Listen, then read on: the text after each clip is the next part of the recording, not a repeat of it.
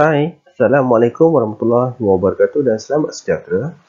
Jom belajar pengajian perniagaan semester yang pertama bersama Cikgu Rizal, bahagian ke-10.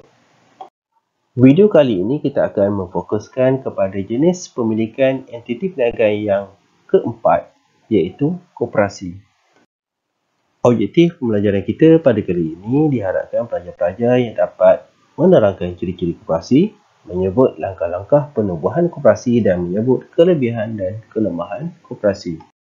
Pertama sekali kita tengok apakah itu koperasi. Koperasi merupakan sebuah perniagaan ataupun organisasi perniagaan yang mempunyai sekurang-kurangnya 100 orang ahli yang bertujuan meningkatkan kebajikan ekonomi dan sosial ahli-ahlinya. Sebagai contoh, Koperasi SMK Sultan Yusof, Koperasi Kerjasama Rakyat Malaysia Bank Rakyat dan sebagainya. Jom kita tengok ciri-ciri koperasi.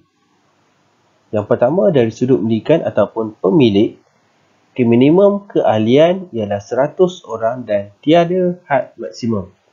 Untuk menubuhkan koperasi, mesti ada ahli minimum 100 orang. Yang kedua dari sudut modal, kebiasaannya koperasi ini disumbangkan oleh ahli-ahli koperasi melalui penjualan saham dan juga yuran tahunan.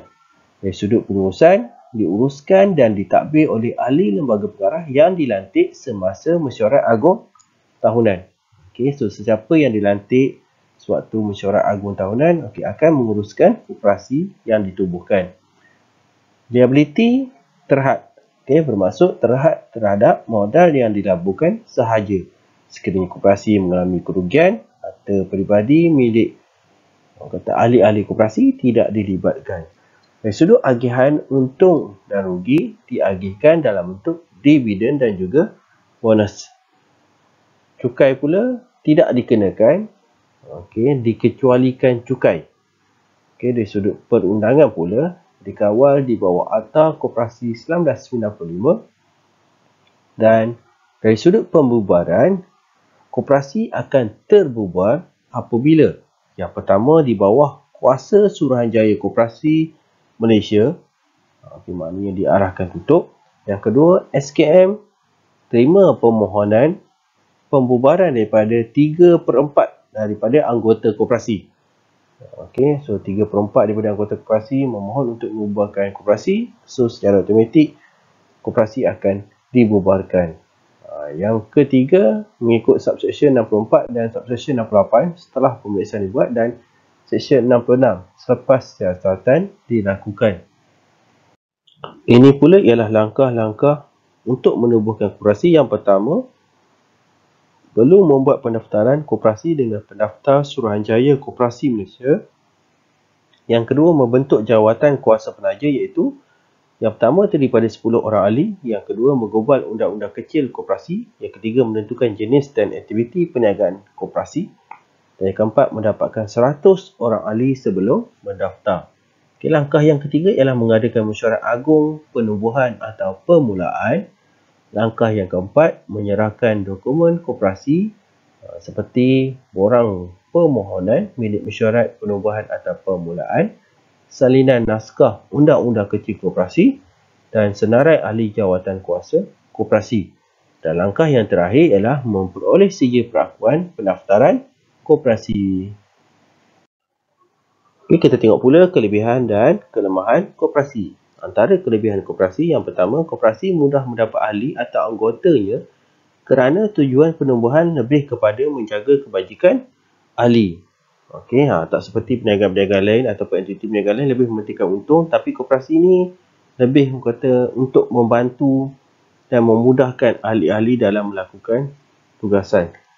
Yang kedua, kewujudan koperasi dapat memupuk semangat kerjasama dan saling membantu sesama ahli. Yang ketiga, sistem pentadbiran dan pengurusan koperasi dijalankan secara demokrasi. Ini maknanya ahli-ahli yang dilantik sewaktu mesyuarat agung tahunan sahaja yang akan menguruskan koperasi.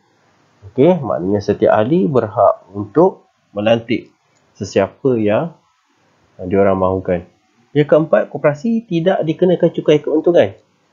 Dan wang lebihan itu boleh digunakan faedah kepada ahli seperti menawarkan beasiswa kepada ahli ataupun keluarga-keluarga ahli.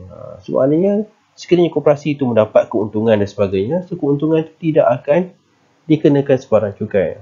So dia boleh gunakan keuntungan yang ada tu untuk orang kata kepentingan ahli, macam beasiswa dan sebagainya.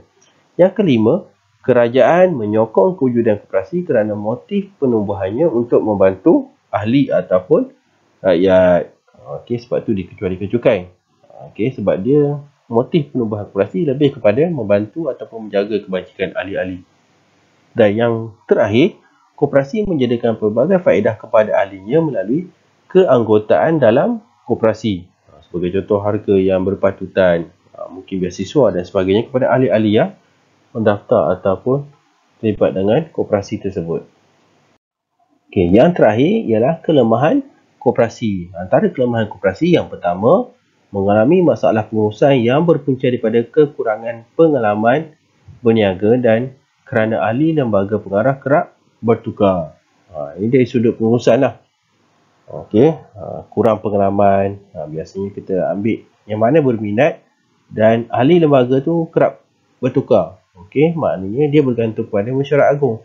So sekiranya prestasi tak baik, mesyuarat agung yang akan datang, mungkin dia tidak dipilih lagi untuk menguruskan koperasi tersebut. Yang kedua, koperasi tidak bebas untuk menjalankan aktivitinya kerana ia dikawal oleh Suruhanjaya Koperasi Malaysia. Yang ketiga, koperasi mungkin dikuasai atau dimanipulasi oleh individu tertentu yang mempunyai kepentingan peribadi. Yang keempat, matlamat koperasi tidak dapat dicapai sepenuhnya kerana terdapat ahli koperasi yang mungkin kurang aktif, hanya berminat sahaja. Yang kelima, ramai ahli koperasi kurang bermotivasi untuk kerja, kerana ketiadaan insentif keuntungan yang diberikan. Ini yang akan menyebabkan pertukaran ahli lembaga pengarah dan sebagainya. Sebab biasanya yang menguruskan koperasi ini, dia punya gaji dan sebagainya tidaklah banyak seperti syarikat-syarikat dan sebagainya. Itu yang menyebabkan motivasi mereka yang terlibat dengan koperasi tersebut kurang. Dan yang terakhir sekali, koperasi mungkin tidak mampu bersaing dengan perniagaan yang lain seperti syarikat kerana modal yang kecil. Itu sahaja perkongsian cikgu untuk bahagian yang ke-10 ni, iaitu entiti perniagaan yang keempat, iaitu koperasi. Video yang seterusnya kita akan masuk subtajuk yang lain. Jangan lupa like, share dan juga subscribe channel Cikgu Rizal. Terima kasih.